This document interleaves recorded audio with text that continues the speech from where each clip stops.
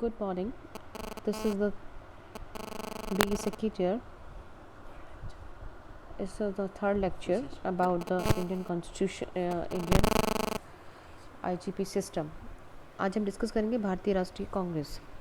कांग्रेस की स्थापना के पीछे मूल कारण जो माना जाता है वो ये माना जाता है कि भारत के लोगों में ब्रिटिश की जो गवर्नमेंट थी उसके प्रति एक भाव आ गया था कि उनकी जो दयनीय स्थिति है उनके लिए सिर्फ ब्रिटिश शासन रिस्पॉन्सिबल है।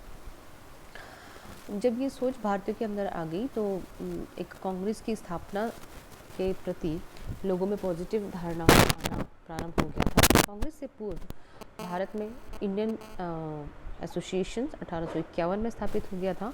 इंडिया लीग 1875 में स्थापित हो चुका था। इंडियन एसोसिएशन 1876 में स्थापित हुआ और पूना सार्वजनिक सभा 1867 में काम करना शुरू कर चुकी थी।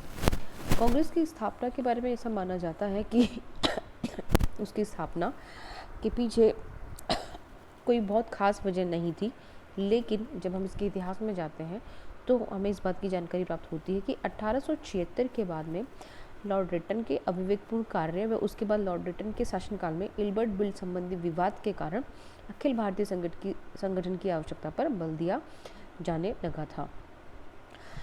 एक अवकाश प्राप्त अंग्रेज अधिकारी एलन एक्टिविन ह्यूम के मस्तिष्क में कांग्रेस की स्थापना का विचार आया।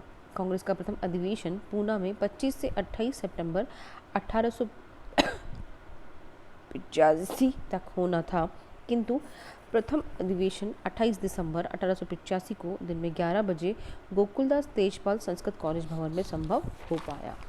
कांग्रेस की स्थापना के आधारभूत कारण पर यदि हम नज़र डालते हैं तो हम ये पाते हैं कि कांग्रेस की स्थापना लगभग 3 रूपों में की गई थी। पहली जो धारणा है वो ये मानती है कि कांग्रेस की स्थापना एक अभयदीप के रूप में की गई थी। अभयदीप की धारणा का मतलब जब हम देखते हैं तो हम पाते हैं कि कांग्रेस का जो जन्म था वो ब्रिटिश साम्राज्य की रक्षा के लिए हुआ था। कांग्रेस के साम्राज्य की रक्षा का मतलब ये हुआ कि एक वैक्यूम पॉइंट के रूप में कांग्रेस को लाया गया, जिसमें सीधा ब्रिटिश की जो गवर्नमेंट थी उस पर भारतीयों का किसी तरह का अटैक ना हो।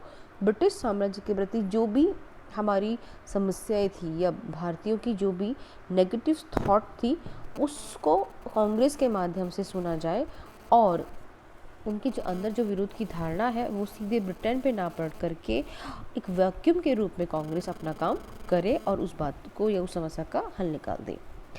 दूसरा जो हम पॉइंट ऑफ व्यू देखते हैं कांग्रेस की स्थापना का, उसमें हम देखते हैं राष्ट्रीय संस्था के रूप में कांग्रेस की स्थापना।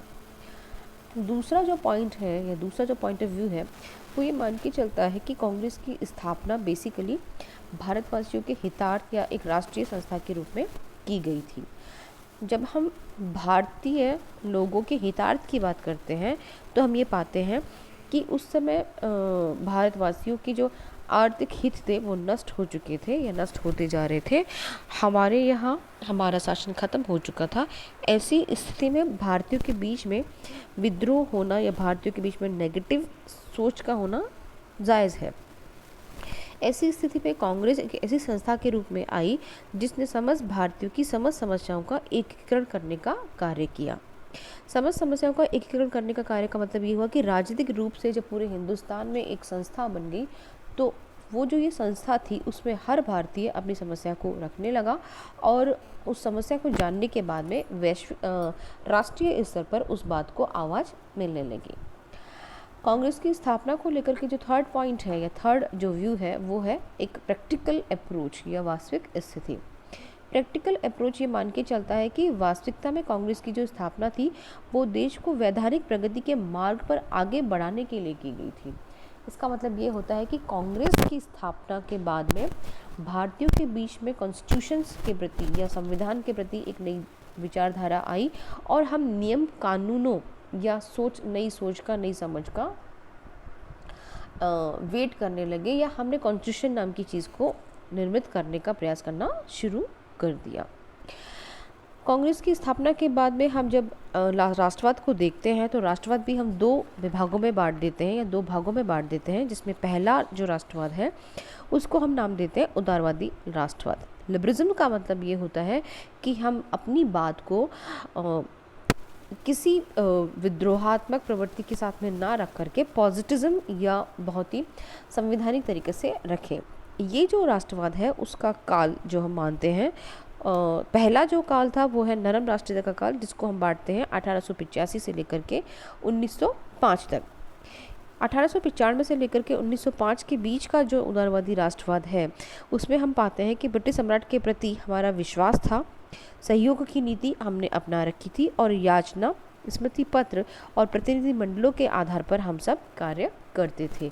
या यूँ कहना चाहिए कि जितने भी ऊपर के राजनेता थे जो भारतीय आज़ादी के लिए लड़ रहे थे, वो सब इस बात पे विश्वास करते थे कि ब्रिटिश सम्राट के प्रति या ब्रिटिश के प्रति हम स्मृतियों के माध्यम से अपने कार्य करें।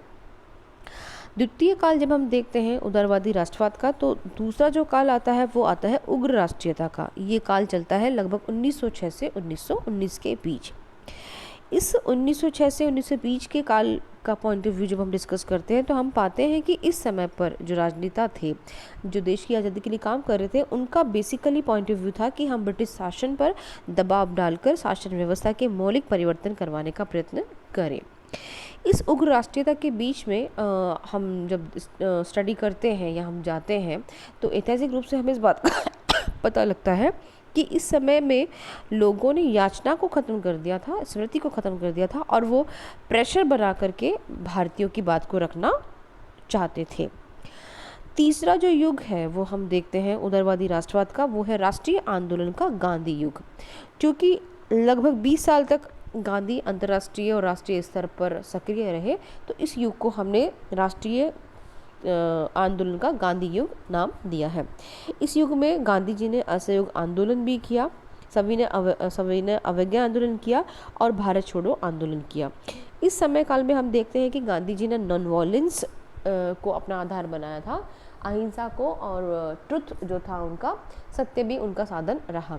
इस युग में जितने भी गांधी ने कार्य किए, गांधी का मूल आधार यह था कि मैं शक्ति का प्रयोग नहीं करूँगा, हिंसा का प्रयोग नहीं करूँगा, बल्कि अपनी बात को मैं सत्य के आधार पर या अहिंसा के आधार पर कहूँगा।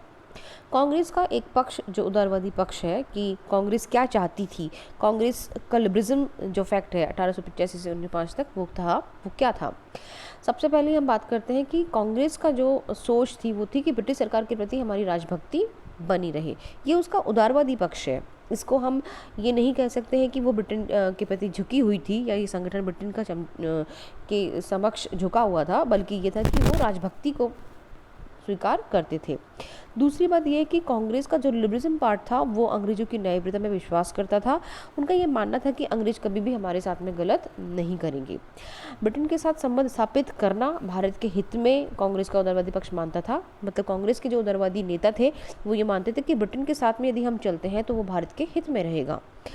कांग्रेस का उदारवादी जो संगठन था वो क्रमिक सुधार में विश्वास करता था। कहने का मतलब ये कि वो सीधा शासन नहीं चाहते थे, वो धीरे धीरे उस शासन को स्वीकार करते ताकि हम सीखते भी जाएं और हमें कॉन्स्टिट्यूशन भी मिलता रहे। उदारवादी कांग्रेस का जो लक्ष्य था वो था राजनीतिक स्वशासन की प्राप्ति। They want a political independent country and they want a country where we can decide our government also. और सबसे आखिर में हम जब बात करते हैं तो उदारवाद की जो कार्य पद्धति थी वो संवैधानिक थी। इसका मतलब ये है कि वो संविधान में बंद करके अपनी बात को करना चाहते थे। So today we have discussed about the Congress, why the Congress emerged in India and what was the basic fundamental job of Congress. So basically Congress एक ऐसे संगठन के रूप में आया था जिसने भारत में राजनीतिक एकता की स्थापना की और भारत को एक नए पदार्पण पर लेकर के गया। Thank you.